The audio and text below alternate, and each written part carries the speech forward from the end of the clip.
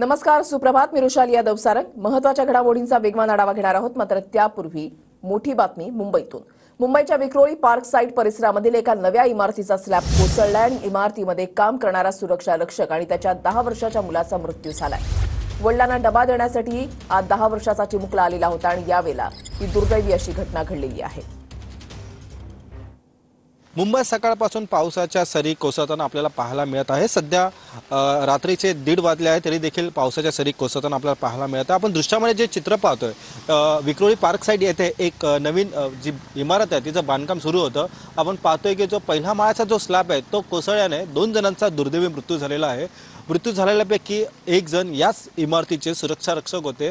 त्यांचा मुलगा त्यांच्यासाठी डब्बा घेऊन आला होता. तेव्हा सुरक्षा रक्षकाने त्याला सांगितलं की पावसाचा जोर वाढला आहे, त्यामुळे ते दोघे या ठिकाणी थांबले होते. मात्र थांबल्या ठिकाणीच अचानक त्याच इमारतीचा जो स्लॅब आहे ते त्या दोघांच्या अंगावरती पडला आणि त्यांचा दुर्दैवी मृत्यू झाला आहे. आपण पाहू शकतो की जी पाण्याची टाकी आपल्याला दिसते ही टाकी याच ठिकाणी होती. मात्र स्लॅब कोसळल्याने या टाकीची काय अवस्था झाली आहे ते आपण पाहू शकतो. व ते दोघे देखील याच ठिकाणी उभे होते. मात्र अचानक हा स्लॅब कोसळल्याने त्यांचा मृत्यू झाला आहे. त्यांना नजदीकच्या दवाखान्यात ॲडमिट केलं असता डॉक्टरने त्यांना सध्या मृत घोषित केलेलं आहे. मात्र पहिल्याच पावसाने स्लॅब कोसळल्याने अनेक सध्या प्रश्न उद्भवताना आपल्याला पाहायला मिळत आहे.